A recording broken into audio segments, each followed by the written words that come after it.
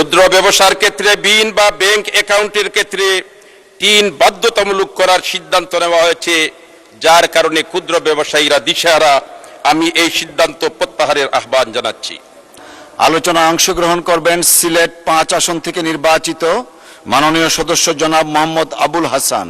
জনাব মোহাম্মদ আবুল হাসান, আপনার সময় 5 মিনিট। ধন্যবাদ আপনাকে।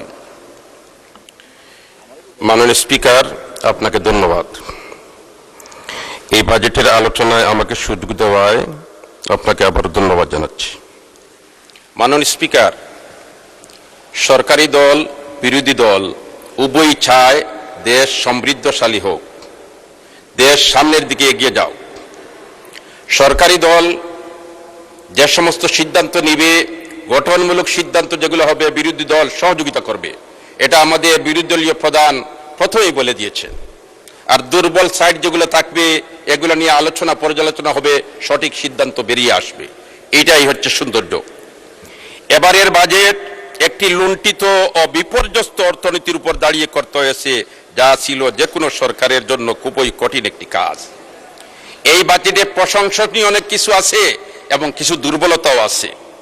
যেমন বাজেটে আইসিটি খাতের উন্নয়ন, শিক্ষা প্রতিষ্ঠানে মিড ডে মিল চালু, আন্তর্জাতিক ভাষার বাইরে তৃতীয় একটি ভাষা শিক্ষার সুযোগ তৈরি এবং ফ্রিল্যান্সারদের আয় করমুক্ত রাখার মতো উদ্যোগগুলো প্রশংসনীয়। বিনিয়ন্ত্রকরণ এবং সাশ্রয়ী সহজীকৃত ব্যবসার পরিবেশের কথা বলা হলেও যেভাবে ট্যাক্সের জালে ক্ষুদ্র ব্যবসায়ীদের আটকানোর কথা এসেছে তা উদ্বেগজনক। ক্ষুদ্র ব্যবসার ক্ষেত্রে ঋণ বা ব্যাংক অ্যাকাউন্টের ক্ষেত্রে ঋণ বাধ্যতামূলক করার সিদ্ধান্ত নেওয়া হয়েছে, যার কারণে ক্ষুদ্র ব্যবসায়ীরা দিশেহারা। আমি এই সিদ্ধান্ত প্রত্যাহারের আহ্বান জানাচ্ছি। মাননীয় স্পিকার, এই বাজেটে ছোট বড় গোষ্ঠী সম্প্রদায়ের জন্য নানা বরাদ্দ রাখা হয়েছে, যার কারণে মাননীয় অর্থমন্ত্রীকে সাধুবাদ জানাই। তবে এই বাজেটে বাংলাদেশের কওমি মাদ্রাসা যেগুলো আছে, এই কওমি মাদ্রাসা প্রায় 40,000 মাদ্রাসা এবং 10 লক্ষ শিক্ষক এবং 60 থেকে 70 লক্ষ শিক্ষার্থী আছে। এদের জন্য কোনো বরাদ্দ নেই। কওমি শিক্ষাধারাকে এগিয়ে নেওয়ার জন্য আমি বরাদ্দ চাই। মাননীয় স্পিকার, আমি নির্বাচিত এলাকা আমার জকিগঞ্জ কানাইঘাট, যেহেতু সময় কম বিদায় আমার কথা কিছু বলতে হবে। আমার নির্বাচনী এলাকার রাস্তাঘাটগুলোর অবস্থা অত্যন্ত ভঙ্গুর। এমত অবস্থায় মাননীয় এলজিডি মন্ত্রী আমার রাস্তার জন্য 2টি রাস্তা কানাইঘাট এবং জকিগঞ্জে বরাদ্দ দিয়েছেন। এজন্য আমি সংশ্লিষ্ট মন্ত্রী মহোদয়কে ধন্যবাদ জানাই। সাথে সাথে আমি পানি সম্পদ মন্ত্রীকেও ধন্যবাদ জানাই, তিনিও নদীবাঙ্গনের জন্য ব্যবস্থা নেওয়ার পদক্ষেপ নিয়েছেন। তবে আমি একথা বলতে চাই, এই কাজগুলো যাতে পুঙ্খানুপুঙ্খভাবে হয়, মনিটরিং এর গুরুত্ব সহকারে ব্যবস্থা নেওয়ার জন্য আমি আহ্বান জানাচ্ছি।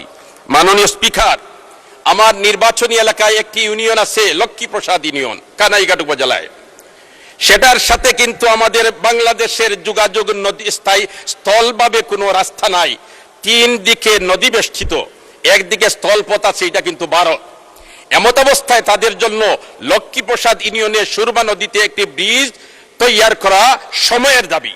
এজন্য এই ব্রিজটা যাতে অনতিবিলম্বে তৈরি করার ব্যবস্থা করার সিদ্ধান্ত নেওয়া হয়, আমি সংশ্লিষ্ট মন্ত্রণালয়কে আপনার মাধ্যমে সবিনয় অনুরোধ করছি। মাননীয় স্পিকার, ইমাম মুয়াজ্জিনদের জন্য কল্যাণ ভাতার ব্যবস্থা করা হয়েছে। আমি চাই মাননীয় প্রধানমন্ত্রী এই ব্যবস্থাটা যাতে সব মসজিদ এবং সব মসজিদের ইমাম এবং খতিবদেরকে যাতে দ্রুত সময়ের মধ্যে দেওয়া হয়, এই ব্যবস্থা নেওয়া হোক। মাননীয় স্পিকার, মাদকের সয়লাভ ইতিপূর্বে অধিবেশনে অধিকাংশ মাননীয় সদস্যবৃন্দ আলোচনায় উত্থাপন করেছেন। এই মাদককে নির্মূল করার জন্য, মাদকের এই সয়লাভ থেকে বাংলাদেশকে পরিত্রাণ দেওয়ার জন্য বাজেটে আমি মনে করি স্বরাষ্ট্র মন্ত্রণালয়কে আরো কিছু বাজেট বরাদ্দ বৃদ্ধি করা হোক, যাতে করে বাংলাদেশ থেকে মাদকের সয়লাভ সরানো যায়। এই মাদকের সন্ত্রাস বা মাদকের এই সয়লাভ থেকে বাঁচাতে হলে আইন শৃঙ্খলা বাহিনী যারা আছেন তারা কিন্তু কঠোর পদক্ষেপ নিতে হবে।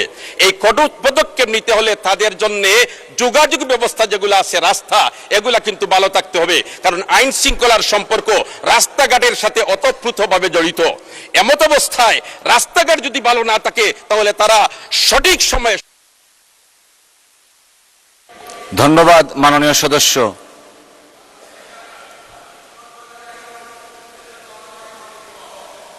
আরো 2 মিনিট দেয়া হলো আপনাকে। ধন্যবাদ মাননীয় স্পিকার।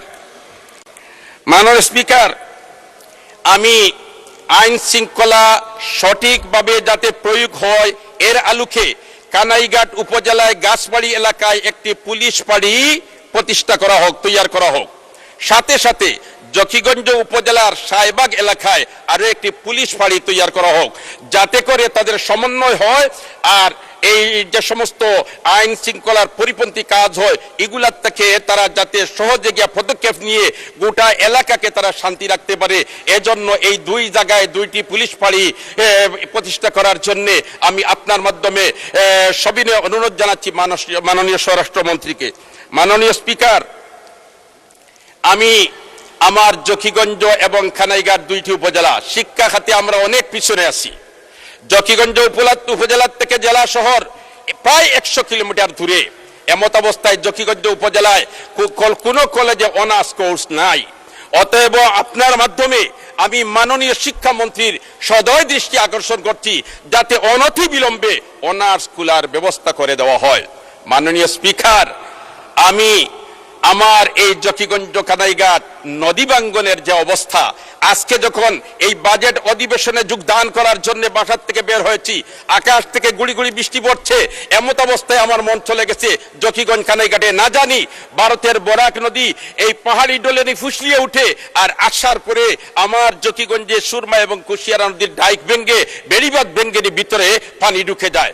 এমত অবস্থায় সুন্দরার চক এলাকার প্রাইমারি স্কুল থেকে আমার কাছে ফোন এসেছে, মাননীয় এমপি সাহেব, আমাদের ছাত্রছাত্রীরা এখন স্কুলে আসতে পারবে না, নদী ভাঙ্গনের কবলে রাস্তা নদীতে বিলীন হয়ে গেছে। এমত অবস্থায় আমি মাননীয় পানি সম্পদ মন্ত্রী